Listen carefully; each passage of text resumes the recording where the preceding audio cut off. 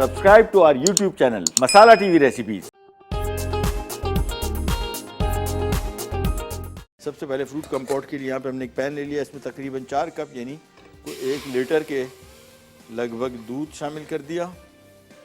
साथ में इसमें चीनी शामिल हो जाएगी और इसको उबाल आएगा। उबाल आने के बाद हम इसमें कुछ चीज़ें शामिल करेंगे। इसको हम कवर कर देते हैं और आँच थोड़ी सी तेज़ कर दें जैसी बॉयल है।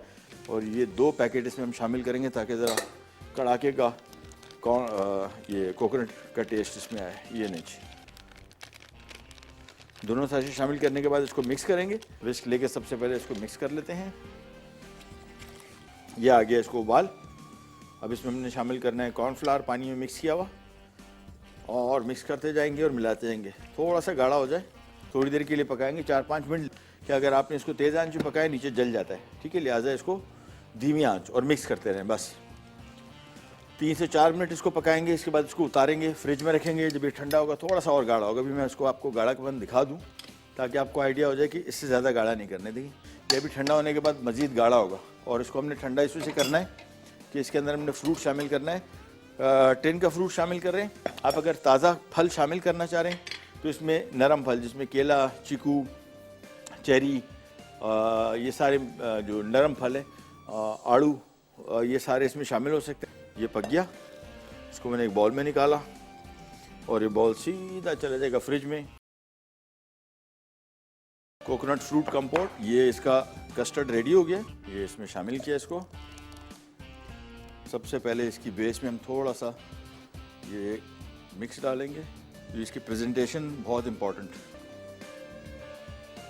अब ये जा रहा है फ्रिज में ताकि थोड़ा सा ठंडा हो जाए, ज़रा सेट हो जाएगा।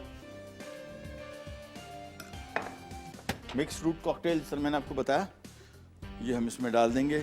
थोड़ा सा हमने फ्रूट अलग से रख लेना है, ये गार्निश के लिए। 3 गिलास में 3 अदद चेरी रखनी है। बाकी भी जो इसमें पीस डालें तो कोशिश करें ज़रा खूबसूरत हो। फ्रूट डाल दिया। अच्छा हाँ, एक चीज़ और ध्यान में रखिएगा, इसमें पानी बिल्कुल ना हो। इसका जो जूस है तो इसको हल्का सा निचोड़ लेंगे, ठीक है, ताकि पानी इसमें एक्स्ट्रा ना आए। ये आ गया। स्पून ले लें और ये फलों को ज़रा दीवार की तरफ ले जाए। इसके बाद हमने सिंपली इसके ऊपर वापस कस्टर्ड डाला। That's it. इसको वापस रखेंगे थोड़ी देर के लिए फ्रिज में, हल्का सा सेट हो जाए। फिर इसको हम गार्निश कर देंगे ऊपर फ्रूट्स के साथ। अब इसके ऊपर हमने ये देखें फ्रूट और ये चेरी जो मैंने आपको कही थी ना, एक एक ये ऊपर, इसको बोलते हैं ना चेरी ऑन टॉप। ये आ गया हमारा आज का डिज़र्ट।